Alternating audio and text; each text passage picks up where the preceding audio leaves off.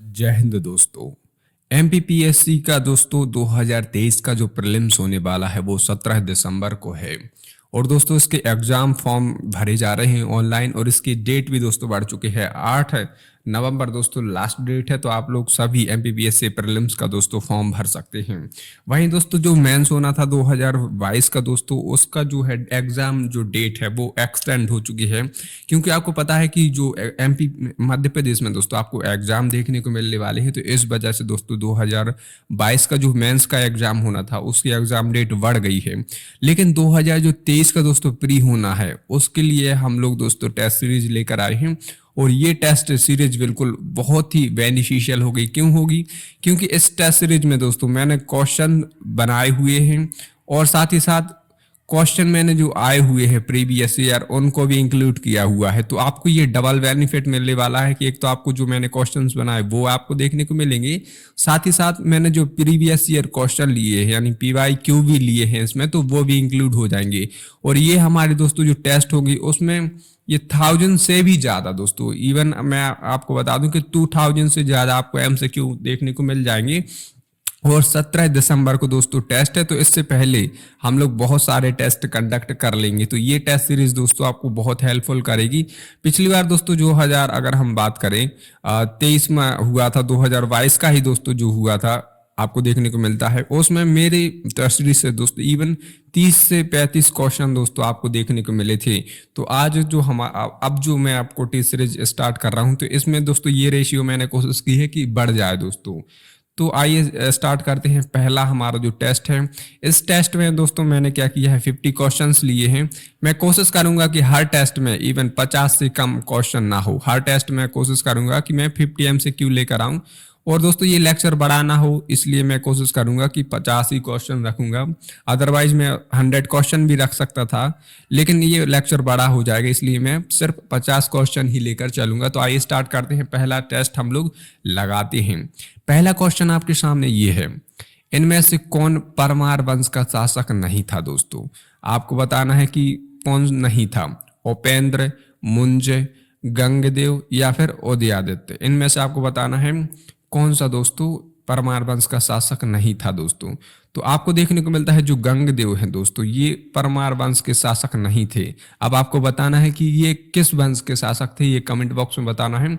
लेकिन एक चीज आपको ये पता चल गई कि उपेंद्र हो गए, मुंज हो गए और उदयादित्य हो गए, ये सब किस वंश के हैं दोस्तों? ये सभी के सभी परमार वंश के हैं। तो ये चीज आपको याद रखनी है। अब आते हैं धंगदेव। धंगदेव किस वंश का शासक था? 2017 की प्रीलिम्स में आया हुआ क्वेश्चन है। धंगदेव जो देखने को मिलती हैं ये किस वंश से रिलेटेड है, ये आपको बताना है। तो इसका जो राइट आंसर है दोस्तों, जेजाक भुक्ति यानी चंदेलों के जो जेजाक भुक्ति हैं इनसे रिलेटेड है दोस्तों। तो आपको याद रखना है चंदेलों से दोस्तों। ये धंगदेव किस वंश से है?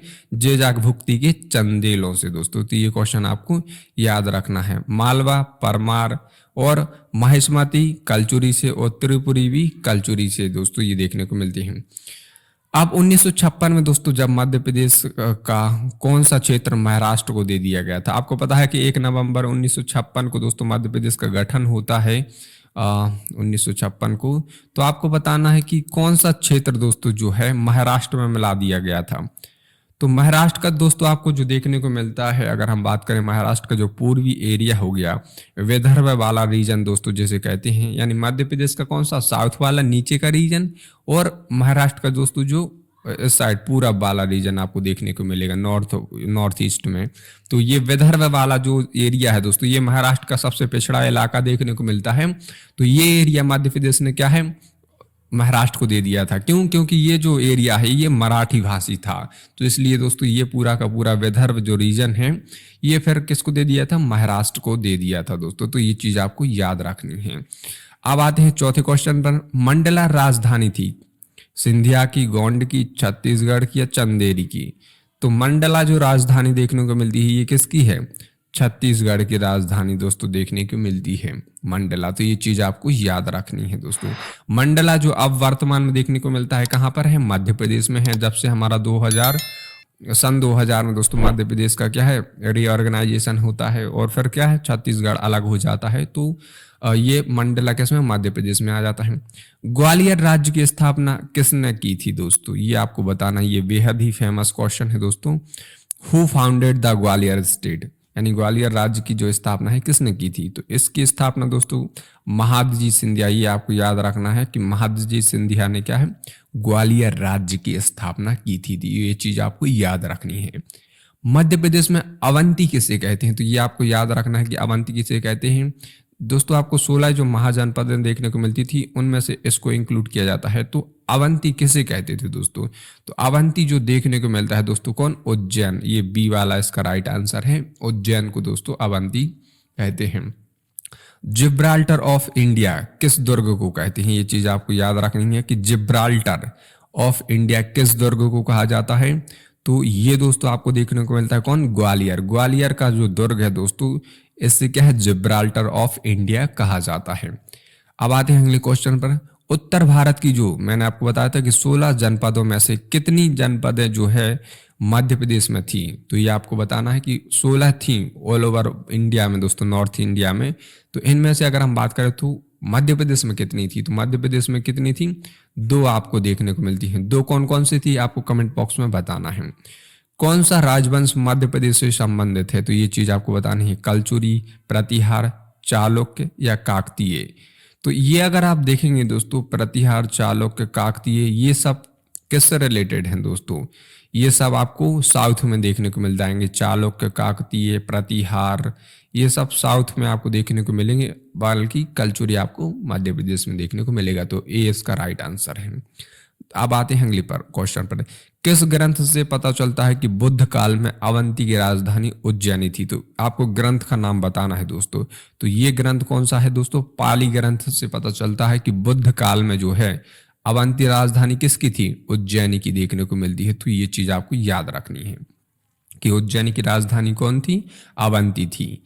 मध्य प्रदेश की नर्मदा नदी के तट पर मांधाता नगरी किसने बसाई थी, तो ये मांधाता नगरी दोस्तों जो बसाई थी किसने, मुचुकुंद। तो ये आपको याद रखना है कि मांधाता नगरी किसने बसाई थी, नर्मदा के तट पर जो देखने को मिलती है माहिष्मती दोस्तों इसे बाद में कहा जाता है। तो ये किसने बसाई थी मांधाता नगरी, मुचुकुंद ने दोस्तों बसाई थी। पनगुड़िया से क्या प्राप्त हुई दोस्तों, आपको बताना है। पनगुड़िया जो देखने को मिलते हैं यहाँ से हमें क्या देखने को मिली, तो पनगुड़िया से दोस्तों हमें शिलालेख देखने को मिले। तो ये आपको चीज याद रखनी है कि जो इनक्रिप्शंस होते हैं, इंस्क्रिप्शंस दोस्तों कहते हैं, शिलालेख जो कहते हैं वो देखने को मिले। अब आते हैं मध्य प्रदेश के किस स्थान से कुषाण नरेश बिम्केडिफिसेस का सिक्का प्राप्त हुआ दोस्तों, ये कौन है, कुषाण नरेश, कर्णवे भी जैसे कहते हैं, कुषाण कहते हैं दोस्तों। तो इनका सिक्का कहाँ से मिला, तो विदिशा से देखने को मिलता है। तो ये चीज आपको याद रखनी है कि कुषाण नरेश का सिक्का कहाँ से मिला, विदिशा से। अब ये 2016 में आया हुआ क्वेश्चन है। चंबल घाटी मध्य प्रदेश के किस भौतिक विभाग में स्थित है, किस भौतिक भाग में स्थित है, चंबल की बात हो रही, चंबल घाटी की बात हो रही। तो आपको याद है दोस्तों चंबल जो है मध्य पठार में देखने को मिलता है। अगर मैं थोड़ा सा यहाँ रफली मध्य प्रदेश का मैप ड्रॉ करूँ दोस्तों, कोशिश करता हूँ बनता है कि नहीं, हालांकि बन रहा है। ये दोस्तों मैंने क्या किया, मध्य प्रदेश का किया। तो इस रीजन को दोस्तों मध्य पठार कहा जाता है। ये पूरा का पूरा मालवा रीजन होता है, ये बुंदेलखंड का रीजन, यहाँ पर कुछ इस तरीके से। और यहाँ पर आपको जो ये एरिया देखने को मिलता है दोस्तों, ये बघेलखंड वाला एरिया हो गया। तो इस रीजन की बात की गई, चंबल नदी आपको यहाँ से देखने को मिल जाएगी इस तरीके से ये। तो इस रीजन को दोस्तों क्या है, मध्य पठार कहते हैं। तो यहाँ पर आपको देखने को मिलता है मध्य पठार, चंबल घाटी यहाँ देखने को मिलेगी। तो ये चीज आपको याद रखना है। मध्य प्रदेश का एकमात्र हिल स्टेशन पचमढ़ी कहाँ पर स्थित है दोस्तों, ये भी बहुत इंपॉर्टेंट क्वेश्चन है। तो मध्य प्रदेश का जो हिल स्टेशन है दोस्तों पचमढ़ी देखने को मिलता है, ये कहाँ पर है, महादेव की पहाड़ियां में देखने को मिलती हैं। अब आपको ये देखना है कि राजपीपला पहाड़ियाँ कहाँ हैं, मैकाल श्रेणी कहाँ है, गाविलगढ़ की पहाड़ियाँ कहाँ देखने को मिलती है। तो ये आपको पता करके कमेंट बॉक्स में बतानी है। मध्य प्रदेश की सबसे ऊंची जो चोटी है दोस्तों, यहाँ पर चोटी धूपगढ़, ये कहाँ पर स्थित है? अगेन ये बहुत इंपॉर्टेंट क्वेश्चन है। ये देखने को मिलती है दोस्तों महादेव की पहाड़ियां हैं। महादेव की पहाड़ियों में ही आपको क्या धूपगढ़ देखने को मिलता है। धूपगढ़ में ही क्या देखने को मिलता है? पचमढ़ी देखने को मिलता है। अब आते हैं अगले क्वेश्चन पर। भूवैज्ञानिक दृष्टि से मध्य प्रदेश किसका भाग है दोस्तों? तो मध्य प्रदेश देखने को मिलता है, ये बहुत इंपॉर्टेंट क्वेश्चन है दोस्तों। मध्य प्रदेश भाग है किसका? गोंडवाना लैंड का। गोंडवाना लैंड का पार्ट है दोस्तों। गोंडवाना लैंड का क्या, जब दोस्तों अगर हम बात करें आज से अगर हम 300 मिलियन साल पीछे जाएं, यानी 30 करोड़ साल पीछे जाएं, तो तब वहां पर पेंजिया नाम का एक दोस्तों पूरा पृथ्वी हुआ करती थी।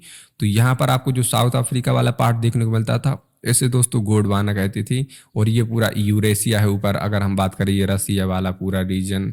तो यहाँ से दोस्तों हमारा क्या हुआ, जो एरिया कट के यहाँ से कट के जाके इस यूरेशिया में लगा, तो हम किसके पार्ट थे दोस्तों? इस लैंड को पूरे को गोंडवाना लैंड कहा जाता था, नीचे वाले एरिया को, तो इसके पार्ट थे। तो उसी का मध्य प्रदेश विभाग है, तो गोंडवाना लैंड का दोस्तों हम पार्ट देखने को मिलते हैं। मध्य प्रदेश की सीमाएं कितने राज्यों से मिलती हैं दोस्तों? अब ये अगेन इंपॉर्टेंट क्वेश्चन है, ज्योग्राफी का क्वेश्चन है दोस्तों, कि how many states share boundaries of Madhya Pradesh, ये आपको बताना है। तो इसका राइट आंसर क्या है? पांच। पांच कौन कौन से हो गए दोस्तों? यूपी हो गया, राजस्थान हो गया, गुजरात हो गया, महाराष्ट्र हो गया, एमएच महाराष्ट्र हो गया, और क्या छत्तीसगढ़ हो गया। तो ये अलग अलग जो आपको देखने को मिलते हैं, 1 2 3 4 5। क्वेश्चन यहाँ से भी बनेगा कि सबसे ज्यादा मध्य प्रदेश किससे बॉर्डर शेयर करता है? तो सबसे ज्यादा हम लोग किससे? यूपी से। सबसे कम किससे शेयर करते हैं? गुजरात से। तो ये चीज आपको याद रखनी है दोस्तों। 5 में इसका राइट आंसर है कि 5 राज्यों से हम लोग बॉर्डर शेयर करते हैं। मध्य प्रदेश के किस जिले की सीमा उत्तर प्रदेश को स्पर्श नहीं करती? तो आप अगर ध्यान से देखेंगे दोस्तों, भिंड, शिवपुरी, सतना, श्योपुर, ये है लगभग यूपी के पास ही हैं, लेकिन आपको बताना है कि इनमें से कौन सा एरिया है जो यूपी को टच नहीं करता है। तो अगर आप इस रीजन की बात करेंगे, यानी श्योपुर देखेंगे, श्योपुर आपको कहाँ देखने को मिलेगा? पश्चिम में देखने को मिलेगा, मध्य प्रदेश का जो वेस्टर्न पार्ट है, यानी इधर मध्य पठार, इधर बुंदेलखंड, यानी इस एरिया की बात कर रहे हैं हम लोग। यहाँ पर आपको क्या है, शिवपुर आपको यहाँ देखने को मिलेगा, यहाँ इस एरिया में। तो शिवपुर टच नहीं करता है। मध्य प्रदेश के किस जिले की सीमा गुजरात को स्पर्श करती है? तो ये चीज आपको याद रखनी है कि गुजरात से किस जिले की सीमा टच करती है। क्या जबलपुर? जबलपुर तो आपको इधर देखने को मिलेगा, तो ये तो नहीं करेगा। नीमच ये ऊपर होता है, झाबुआ ये यहीं पास में ही है, और रतलाम यहाँ आपको देखने को मिलेगा। तो कौन सा एरिया देखने को मिलेगा कि जो टच करता है दोस्तों, गुजरात से स्पर्श करता है? मध्य प्रदेश के किस जिले की सीमा? तो इसका दोस्तों जो राइट आंसर है ये झाबुआ है। यहाँ पर आप करेक्ट कर लीजिएगा, ये झाबुआ जिला दोस्तों गुजरात से बॉर्डर शेयर करता है। मध्य प्रदेश और झाबुआ और अलीराज, दो ऐसे जो जिले हैं दोस्तों मध्य प्रदेश के, जो किससे गुजरात से स्पर्श करते हैं। यहाँ पर ये टाइपिंग एरर हो गया दोस्तों, इसको आप करेक्ट कर लीजिएगा। मध्य प्रदेश न्यूनतम सीमा किसके साथ शेयर करता है? अब देखो मैंने क्वेश्चन अभी बनाया था कि किससे क्या करता है, ये गुजरात से दोस्तों सबसे कम करता है, 2 ही जिले सिर्फ कवर करते हैं। अगला क्वेश्चन है, कर्क रेखा प्रदेश के कितने जिलों से गुजरती है? तो ये एक बहुत अच्छा क्वेश्चन है कि जो कर्क रेखा आपको देखने को मिलती है गुजरात से एंटर होती है, तो मध्य प्रदेश के कितने जिलों से होकर गुजरती है? तो ये आपको देखने को मिलता है दोस्तों 14 जो जिले हैं दोस्तों मध्य प्रदेश के, उनसे दोस्तों टच करती हैं। अब आपको जिलों, एक बार जिले देख लेना है दोस्तों, कौन कौन से ये 14 जिले हैं, तो ये आपको देख लेना है कर्क रेखा के ऊपर नीचे वाले ये जिले हैं जितने भी। सतपुड़ा की रानी किसे कहा जाता है? अब अगेन आते हैं दोस्तों हम लोग नर्मदा घाटी में, सतपुड़ा की रानी किसे कहा जाता है? तो सतपुड़ा की रानी दोस्तों पचमढ़ी को कहा जाता है। तो ये चीज आपको याद रखनी है, पचमढ़ी सतपुड़ा की रानी से कहा जाता है। मध्य प्रदेश की जलवायु किस प्रकार की है? 2016 में आया हुआ क्वेश्चन है। मध्य प्रदेश की जलवायु किस प्रकार की देखने को मिलती है? मानसून प्रकार, भूमध्य रेखीय, भूमध्य सागरीय, या कोई नहीं? तो मध्य प्रदेश की जो जलवायु किस प्रकार की है? मानसून टाइप की देखने को मिलती है। तो ये चीज आपको याद रखनी है। मालवा पठार की जलवायु किस प्रकार की है? अब मालवा दोस्तों देखने को मिलता है कि सम है, कि भूमध्य सागरीय है, कि मानसूनी है। तो यहाँ की जो जलवायु दोस्तों कैसी है, इवन क्लाइमेट देखने को मिलता है। सम क्यों देखने को मिलता है, क्योंकि अगर आप मालवा को देखेंगे दोस्तों, ये समुद्र से इवन अगर हम देखें मध्य प्रदेश का और पार्ट का, तो ये नज़दीक देखने को मिलता है। तो यहाँ की जो जलवायु है, यहाँ का तापमान है, ज़्यादा फ्लैक्चुएट नहीं होता है, ज़्यादा यहाँ पर इवन बदलाव देखने को नहीं मिलते हैं। सम जलवायु। मध्य प्रदेश के चंबल और नर्मदा घाटी में मिट्टी अपरदन के क्या कारण है दोस्तों, यानी मिट्टी का जो एरोजन होता है, सॉइल एरोजन देखने को मिलता है। What is the reason behind that, इसके पीछे क्या कारण है। परत अपर्दन, वायु अपर्दन, अतिचारण या अवनालिका अपर्दन। तो जो गली एरोजन है ये इंपॉर्टेंट वहां पर फैक्टर काम करता है दोस्तों, सॉइल एरोजन में देखने को मिलता है। ये कहाँ पर, चंबल में भी और नर्मदा घाटी दोनों जगह पर ये गली एरोजन देखने को मिलता है दोस्तों। मध्य प्रदेश की एकमात्र ऋतु वेधशाला, ये भी इम्पोर्टेंट है दोस्तों, और ये एकमात्र है, ओनली वन है दोस्तों। तो ये इम्पोर्टेंट है कि वेदर जो ऑब्जर्वेटरी है ये कहाँ पर है, तो ये आपको देखने को मिलती है कहाँ पर, इंदौर में दोस्तों। ये चीज़ आपको याद रखनी है कि इंदौर में क्या है, ओनली वेदर ऑब्जर्वेटरी जो मध्य प्रदेश में देखने को मिलती है, एकमात्र ऋतु वेधशाला, ये कहाँ पर है, इंदौर में। आते हैं अगले क्वेश्चन पर, रैगोर मिट्टी किसे कहते हैं। वो रैगोर मिट्टी जो देखने को मिलती है अब किसे कहते हैं दोस्तों, इंपॉर्टेंट क्वेश्चन है। तो रैगोर मिट्टी दोस्तों जो देखने को मिलती है ये काली मिट्टी का ही दोस्तों पार्ट देखने को मिलता है, यानी ब्लैक सॉइल का पार्ट होता है रैगोर मिट्टी। जलोढ़ मिट्टी, कछारी मिट्टी, मिश्रित मिट्टी, तो इनके बारे में भी दोस्तों हम लोग पढ़ेंगे डिटेल से। मध्य प्रदेश का कौन सा जिला मिट्टी अपरदन से सबसे ज्यादा प्रभावित है, तो आपको पता है जहां पर गली जो एरोजन देखने को मिलता है वहां पर मिट्टी का बहुत जल्दी दोस्तों कटाव देखने को मिलता है। तो मध्य प्रदेश का कौन सा जिला है मिट्टी अपरदन से जो सबसे ज्यादा अफेक्टेड है, प्रभावित है, तो वो आपको देखने को मिलता है क्या, मुरैना जो देखने को मिलता है दोस्तों जी। यहाँ से जो चंबल नदी है ये ह्यूज सॉइल एरोजन का काम करती है दोस्तों मुरैना में। अगली क्वेश्चन पर आते हैं, किस मिट्टी में बालू की अधिकता, बालू जो देखने को मिलती है, सैंड देखने को मिलती है, रेत देखने को मिलती है, तो किस मिट्टी में सबसे ज्यादा देखने को मिलती है दोस्तों, ये बालू यानी रेत देखने को मिलती है। तो ये आपको जलोढ़ जो मिट्टी है, अब आपको पता है जलोढ़ मिट्टी का फॉर्मेशन कैसे होता है। जलोढ़ मिट्टी का जो फॉर्मेशन देखने को मिलता है दोस्तों, नदियों द्वारा लाई गई जो मिट्टी है उसका दोस्तों धीरे धीरे क्या हो जाता है, जमाव होता जाता है, तो उससे इस मिट्टी का फॉर्मेशन होता है। तो इस वजह से इसमें बालू की अधिकता दोस्तों बढ़ जाती है। लाल पीली मिट्टी, रेड एंड येलो सॉइल किस फसल के लिए आदर्श होती है। लाल दोस्तों आपको पता है किस वजह से होती है, आयरन की वजह से, यानी लोहे की अधिकता के कारण। और पीली मिट्टी लाल और पीली मिट्टी किस फसल के लिए, तो ये आपको पता है कहाँ पाई जाती है। ये पूरा का पूरा अगर आप बघेलखंड का भी जाएंगे दोस्तों, मैं एक बार गया था बघेलखंड, तो वहां देखने को मिलती है कि पूरा का पूरा रेड सॉइल देखने को मिलता है। तो ये जो मिट्टी है दोस्तों धान के लिए, चावल के लिए उपजाऊ देखने को मिलती है, ये आपको याद रखना है। लाल पीली मिट्टी दोस्तों चावल के लिए इंपॉर्टेंट है। जलोढ़ मिट्टी जलोढ़ मिट्टी जो देखने को मिलती है, जो दोस्तों नदी के द्वारा बहा कर लाई गई मिट्टी का से फॉर्म होती है, इसमें किस तत्व की अधिकता होती है, तो इसमें दोस्तों पोटास जो है इसकी अधिकता होती है। तो ये चीज पूछी जा सकती है दोस्तों कि जलोढ़ मिट्टी में किसकी अधिकता होती है, काली मिट्टी में किसकी अधिकता देखने को मिलती है, लाल पीली मिट्टी में किसकी अधिकता देखने को मिलती है। तो ये चीजें आपको पता लगानी है। जैसे जलोढ़ मिट्टी में किसकी, पोटास की अधिकता। काली मिट्टी का निर्माण किस चट्टान से होता है, तो ये आपको याद रखना है कि ब्लैक सॉइल का दोस्तों फॉर्मेशन किस मिट्टी से होता है। तो ये भी इंपॉर्टेंट क्वेश्चन है, आपको ध्यान रखना है। हर मिट्टी का फॉर्मेशन भी पता होना चाहिए कि किससे होता है। तो काली मिट्टी का जो फॉर्मेशन है दोस्तों किस चट्टान से होता है, वैसाल्ट चट्टान, रूपांतरित या अवसादी। तो ब्लैक सॉइल जो दोस्त देखने को मिलती है ये लावा से बनती है, बेसाल्ट से बनती है, आग्नेय चट्टानों के एरोजन से बनती है। तो ये चीज आपको याद रखनी है, काली मिट्टी का फॉर्मेशन। 2016 का क्वेश्चन, तवा की सहायक नदी है। तो आप सहायक नदियां भी आपको सारी पता लगा लेनी है कि किसकी कौन सी सहायक नदी है।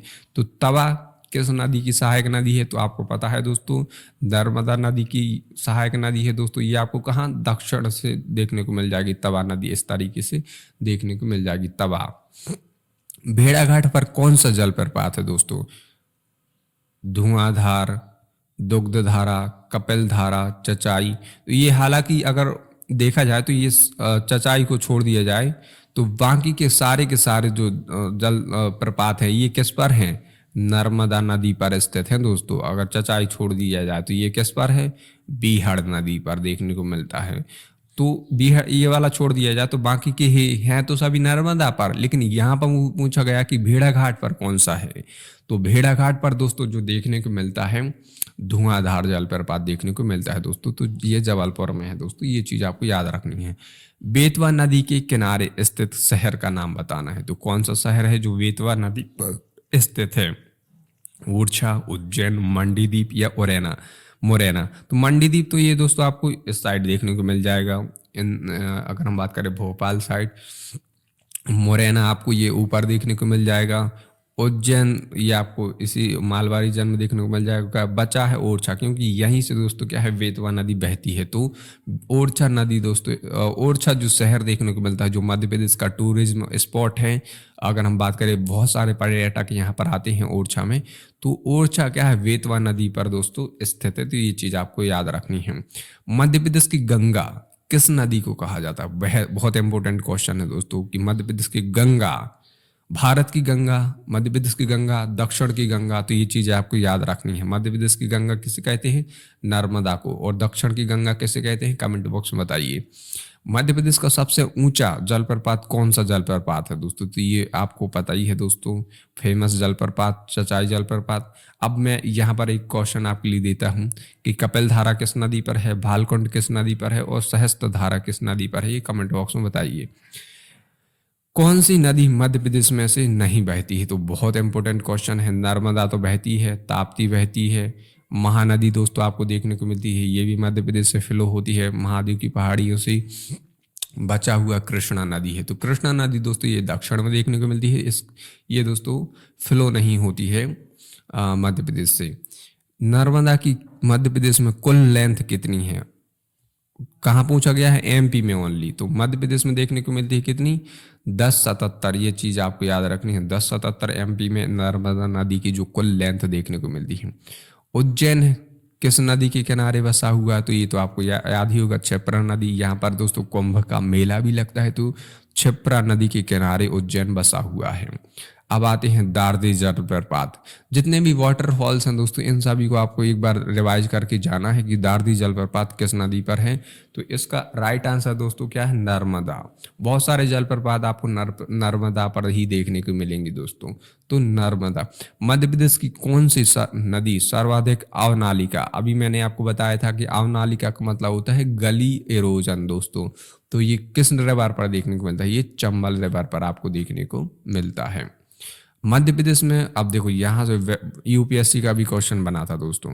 पहले हम लोग मध्य प्रदेश पे आते हैं। मध्य प्रदेश में कुएं एवं नलकूप द्वारा कितने प्रतिशत भूमि की सिंचाई की जाती है? यानी जो कुएं हो गए और नलकूप द्वारा दोस्तों, नलकूप यानी बोरवेल समझ सकते हैं हम, कितने प्रतिशत भूमि की सिंचाई होती है? तो मध्य प्रदेश का जो आपको पता है कि यहाँ पर नहरों का सिस्टम तो है नहीं।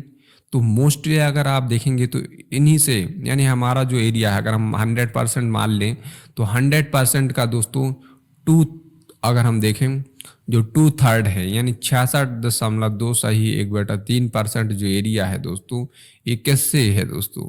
ये देखने को मिलता है किससे? हमारा नलकूप और कुओं से कवर होता है। तो ये चीज आपको याद रखनी है ये वाला। अब राज्य में सिंचाई का प्रमुख साधन क्या है? अभी मैंने आपको बता दिया कि 66 सही 2/3% हम लोग किससे? नलकूप से और कुएं से कवर कर रहा है। तो डीएस का राइट आंसर है दोस्तों। अब आते हैं अगले क्वेश्चन पर। निम्नलिखित में से कौन सी नदी चरमावती के नाम से जानती है दोस्तों? चरमावती हो गया, चंबल हो गया। तो ये चंबल दोस्तों आपको याद रखना है, चरमावती चंबल नदी को कहा जाता है। कौन सा जलप्रपात दोस्तों नर्मदा नदी पर नहीं है? अभी मैंने आपको बहुत सारे बताए थे, कपिल धारा, दुग्ध धारा। तो ये सारे के सारे धुआंधार तो ये नर्मदा पर है। जैसे ये चचाई है ये कहाँ पर है? ये बीहड़ नदी पर है। बाकी दार्दी हो गया, मानधार हो गया, धुआंधार हो गया, सब किस पर है? ये नर्मदा नदी पर देखने को मिलते हैं। खाली चचाई अगर छोड़ दिया जाए तो ये बीहड़ नदी पर आपको देखने को मिलता है। तो ये चीज आपको याद रखनी है। मध्य प्रदेश का सबसे ऊंचा वाटरफॉल, डी इसका करेक्ट आंसर। अगला क्वेश्चन, चंबल नदी का उद्गम स्थल कहाँ देखने को मिलता है? तो बहुत इंपॉर्टेंट क्वेश्चन है दोस्तों, चंबल नदी का उद्गम स्थल कहाँ पर है? तो ये है जान पावा पहाड़ी दोस्तों देखने को मिलती है। जान पावा जो पहाड़ी है दोस्तों, यहीं पर क्या हुआ था, जो आपको देखने को मिलती है क्षत्रिय विनाशक परशुराम जी का यहाँ पर दोस्तों जन्म हुआ था। जान पावा पहाड़ी, ये चीज़ आपको याद रखनी है। तो ये थे दोस्तों मध्य प्रदेश से रिलेटेड इंपॉर्टेंट एमसीक्यू। हम लोग नेक्स्ट लेक्चर में दोस्तों 50 क्वेश्चन फिर और डिस्कस करेंगे। हमारा जो टारगेट है 1000+ क्वेश्चन का, वो हम लोग जरूर अचीव करेंगे दोस्तों। मिलते हैं हम लोग नेक्स्ट लेक्चर में। इस लेक्चर को आप दोस्तों जो भी एमपीपीएससी की तैयारी कर रहे हैं उन सभी एस्पिरेंट्स को शेयर करिए, ताकि उनकी भी दोस्तों प्रिपरेशन में हेल्प हो सके। अगर आपको ये लेक्चर अच्छा लगा हो तो लाइक ज़रूर करिएगा। जय हिंद दोस्तों।